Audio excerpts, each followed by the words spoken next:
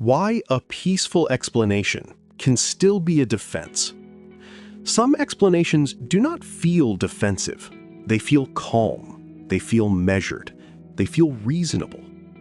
They feel like the mind has finally stopped fighting with the situation. And because of that, they seem trustworthy. You tell yourself, this is not avoidance, this is clarity. But sometimes, a peaceful explanation can still be a defense. Not because it is aggressive, because it protects you without needing to look aggressive. It gives the mind a version of the situation that can be held without too much pressure. It removes the sharp edge. It softens the uncertainty. It makes the unresolved part feel less dangerous. And once it does that, the explanation begins to feel mature. But maturity is not only about being calm. It is also about being willing to see what calm might be protecting. That is where the mistake begins. The mind assumes that because the explanation does not feel anxious, it must not be defensive. But a defense does not always come with tension. Sometimes it comes with a quiet sentence that makes everything feel just acceptable enough to stop looking deeper. This is what makes a peaceful defense so difficult to notice. It does not feel like resistance. It feels like acceptance. The mind says, I am fine with this now. I understand why it happened. I do not need to keep digging. I can let this be what it is. And sometimes that is real. But sometimes the explanation is doing something more hidden. It is keeping the situation at a distance where it no longer hurts too much. It lets you talk about it without feeling exposed. It lets you name it without entering it. It lets you sound clear while avoiding the part that would make clarity less comfortable. That is the quiet defense. Not denial, not panic, not obvious avoidance. A calm explanation that allows the mind to remain near the truth, but not close enough to be changed by it. This is why the tone of an explanation is not enough. Just because it sounds peaceful does not mean it is open. Just because it feels stable does not mean it is honest. Sometimes, peace is the surface of a defense that has learned how to speak softly. This is what makes a peaceful defense so difficult to notice. It does not feel like resistance. It feels like acceptance. The mind says, I am fine with this now. I understand why it happened. I do not need to keep digging. I can let this be what it is. And sometimes that is real. But sometimes the explanation is doing something more hidden.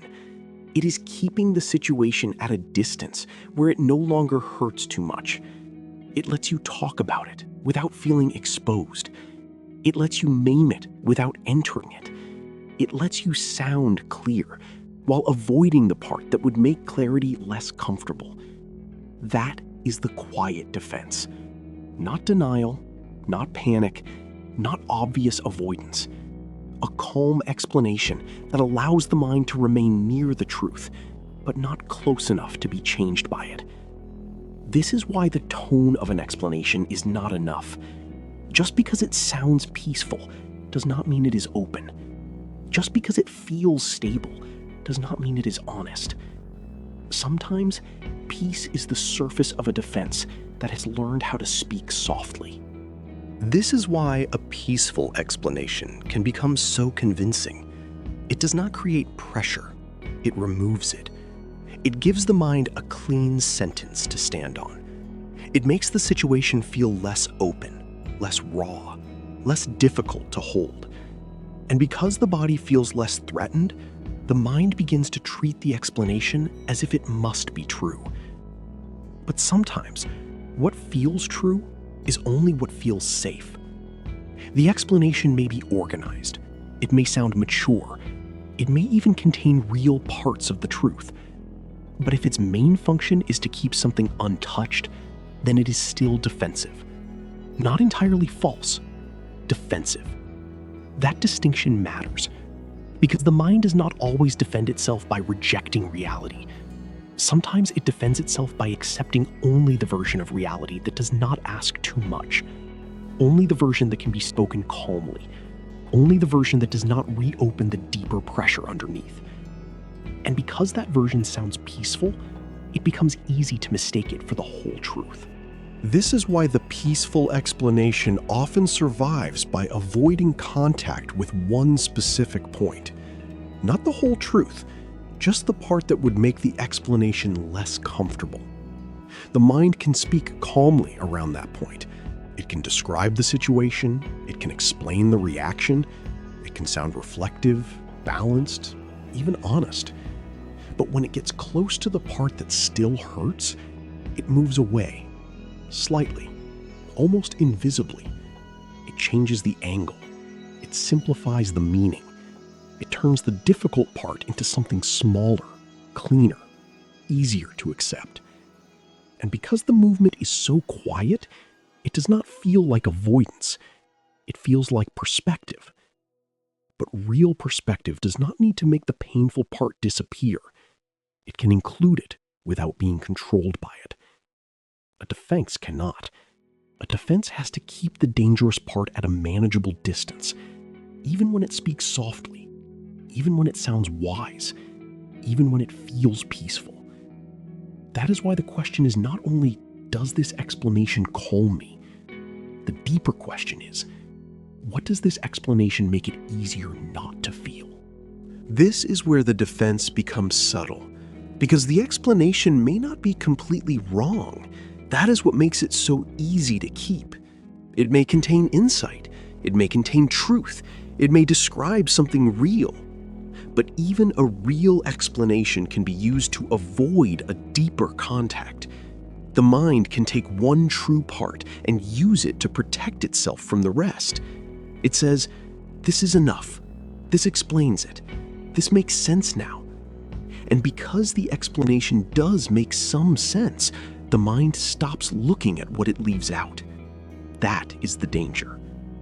A peaceful explanation does not need to be false to be defensive. It only needs to be incomplete in the exact place where completeness would disturb you. It can give you enough understanding to feel calm, while quietly preventing the kind of understanding that would change something. This is why clarity requires more than a peaceful sentence. It requires noticing what the sentence protects, what it softens, what it keeps distant, what it makes easier to move past without truly entering. This is why real honesty can make a peaceful explanation feel less peaceful for a while. Not because honesty creates confusion, but because it removes the protection that was making the explanation feel complete. The mind may feel a small resistance here, a tightening, a hesitation, a quiet wish not to go further. It may say, why disturb this? Why reopen something that finally feels calm? Why make this harder than it needs to be? But sometimes that is exactly where the defense is, in the wish not to disturb the explanation that made things easier. This is where the difference becomes visible. A real explanation can be questioned without needing to collapse. A defensive explanation needs the questioning to stop before it reaches the part it protects. That is why the peaceful tone is not enough. You have to see what happens when the explanation is touched more deeply. Does it become wider, or does it become guarded? Does it allow more reality in, or does it quietly try to keep reality at the same safe distance? That reaction reveals more than the explanation itself. A peaceful explanation can feel mature, balanced, and clear. But sometimes, calm is not the end of avoidance. It is the form avoidance takes when it learns to speak softly. This video explores how the mind can use a calm explanation to keep something painful at a safe distance, and why peace is not always the same as clarity. Not motivation, not self-help, just clarity.